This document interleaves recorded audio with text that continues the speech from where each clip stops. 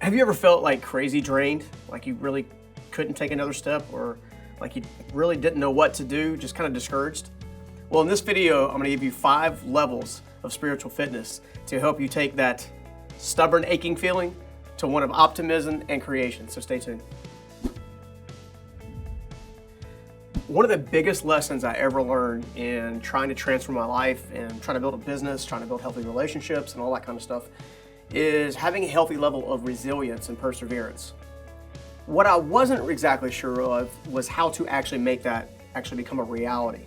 I think a lot of times we have setback after setback after setback and discouragement after discouragement, and we don't feel like taking another step. But we also don't understand where that comes from or how we're going to pivot that. Well, in this particular process, I'm going to give you the 5 steps that I personally use in order to kind of keep myself rejuvenated, keep myself excited, keep my optimism high, and my progression fast. All right, so let's go ahead and jump into the 5 levels. All right, so first of all, there's what I refer to as the awakening. The awakening phase is when you realize that maybe you haven't been doing things the right way or following the right processes for an extended period of time. It's the time when you finally understand there's more. There's more to life, there's more to business, there's more to career, there's more to relationships, and you actually want to pursue it with all of your heart, right? The awakening phase is kind of built off the 7 levels of life mastery in that it is the starting point. It's where the yearning starts to take steps towards the action, right? A lot of awakenings will happen right after a big breakup, right after the loss of a job. Awakenings typically happen right after major life events, historically in more of a negative fashion, meaning it was a negative experience that taught you something new about yourself, right? So this is kind of the area we want to talk about. So we're going to go through the awakening phase, right? Awakening then takes us to the next phase, which is what I refer to as exploration, okay? It is a bigger word, not even a bigger word, but another word to say reflection, right? It's the time when you kind of go searching on the inside, but without a couple of things. Without condemnation. Sorry about the squeaking. All right, and without judgment, okay? One of the biggest differences in developing this level of spiritual fitness is when you go to explore, you're not criticizing yourself because of a mistake you made or something you didn't know or a piece of information you didn't have. Instead, what you're actually doing is you're actually going, okay, what can I learn from this experience? What can it teach me? Who can I partner with? What new information do I need? Exploration is different. Think about it like you're going, you go, like I like to go on vacations. And when I go on vacations, I'm not the guy who sits beside the pool, right? I'm the guy who's got the book open looking for all the different places I can check out in that area, right? I want to explore the area. Now, I'm not going on that trip going to explore an area so I can go fix something or do something with other, you know what I'm saying? What I'm doing is I'm going to look around. I want to get a greater perspective of a mountaintop or an ocean or something along those lines. Exploring your own self is very, very similar. What I see people struggle with most is when they actually go to explore, they end up judging and condemning themselves. Why?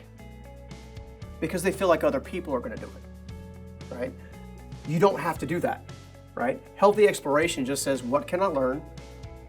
What information do I need to get kind of applied to a new direction, right? These are areas of exploration, okay? The next phase is a forgiveness phase. Now, some people think the word forgiveness is kind of corny. I will tell you it's actually pivotal. So many times, the greatest person we need to forgive is the person staring us back in the mirror. I've actually had experiences during some of our live events where we do a really cool technique showing them how much stuff is kind of hidden in the basement that they haven't dealt with, that they haven't let go of. And so many times that release is like freeing, and all of a sudden the negative like hovering of the cloud above your head, the gray cloud above your head is completely gone and smiles come up from nowhere. Forgiveness is incredibly powerful, okay? I always like to start with looking at myself to say, hey, look, what am I not so proud of about myself? What mistake did I make, right? And I realized as long as there was something I learned about that mistake, there was forgiveness to be found. Forgiveness is powerful, right? Take that to the next level. Someone injured you, someone betrayed you, someone hurt you, emotionally, physically, spiritually, right? The only person who's actually still being affected by that event or that situation is you. Oftentimes the people that have caused that damage, oftentimes aren't even thinking about the damage they caused. But yet we tend to carry people with us, or not carry people, but carry that situation with us. And then it causes bitterness, resentment, hate, and hurt. Well, that stuff bleeds out in the other areas of life. Forgiveness is a whole area, right? It ruins the essence of the strength of wholeness within you, right? What's a way that you can work on forgiveness to someone that offended you? Well, one of the ways that I did myself, one of the ways that I did it was I actually wrote them a letter telling them all the stuff that had been wrong, all the damage they did. And then I took that letter and I sealed it in the envelope and I set that joker on fire. And I said, I'm not going to think about this anymore. I'm done. I forgive you. Now, if you're able to go talk to them and forgive them that way, fantastic. But if you're not, and maybe they've either passed on, you have no communication with them as of right now, do the letter approach. The idea is to get it out of here, and over there. The reason that's so powerful is because once this is out from here and out from here and out from there, you can put new stuff in. Better stuff, hopeful stuff, transformation stuff, breakthrough stuff. So make sure you take the time to forgive yourself and work towards forgiving others. It may be a process for some, but if you'll just apply it, you will be incredibly happy you did because it's incredibly freeing, all right? Which sets us up to the next phase, surrender. Surrendering is powerful. I think about the most pivotal times in my life where a massive event happened. I had two choices, surrender or suffer. Surrender breeds new opportunities. Surrender breeds new relationships. Surrender breeds hope. Suffering only breeds suffering and more of it. That's why some of you, even myself back in the day, would walk around with a cloud above my head, right? I was a victim, meaning I was always thinking someone was out to get me, always thinking something bad was going to happen, until I learned the power of forgiveness and surrender. Once I surrendered to the fact I had zero control or limited control of that particular situation and I forgave that person, that surrender moment was what allowed me to actually have that new inflow of hope, optimism, belief, opportunity. You only get there in the moment of surrender. When you finally say, you know what, enough's enough, I'm ready to get started. I'm ready to change, I'm ready to grow, I'm ready to make a difference. And I know you can do that. Okay? Which gets you to the next level. Process of emergence.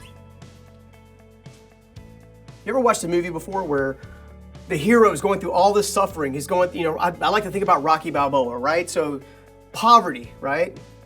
No friends or relationships except his buddy Mickey and then later Adrian, right? And then movie after movie after movie after movie, Rocky goes through an awakening. He explores what happened and what was wrong, what he needed to learn. He forgave himself and other people for a specific area. He went into a surrender moment where he started training, and then he emerged the champion. The process is powerful if we use it. There's a reason why movie after movie after movie after story after story after book, right? There's a reason why the hero's journey is the hero's journey. It's because it closely resembles our own lives. All of us are at moments waiting to have this awakening, waiting to find out what the purpose of this is, and the purpose of that is, and what's the meaning behind this, the meaning behind that. All of us want to get to that place where we feel like it's safe enough for us to explore where we're going and where we want to go in our lives. All of us have had stuff happen to us and stuff we're not proud of. And all of us are getting anchored right here. What if that was gone? What if we followed Rocky's example or Luke Skywalker's example, right? Any movie you can think of, what if we followed that same example? What would we experience? I can tell you. Unstoppable momentum. One of the things that makes me, me, that I think everyone can benefit from and every hero of their own story needs, is I simply refuse to give up. I refuse to give up. I want to see how far life can go. I want to spend every waking hour, every waking day trying to figure out what that is. And I know you do too, but you got to follow the process. You got to become just as spiritually fit as you are physically fit. Just as spiritually fit as you are financially fit. You can't erase it. You can't ignore it. You're a whole person. And you need that power, that authority, that optimism, that hope, that belief that comes from this process. I know you can do it. I know you can become the hero of your own story. I know if you do that, you'll inspire others around you, because you'd be surprised at how many people are still stuck in this area over here. Stuck, right?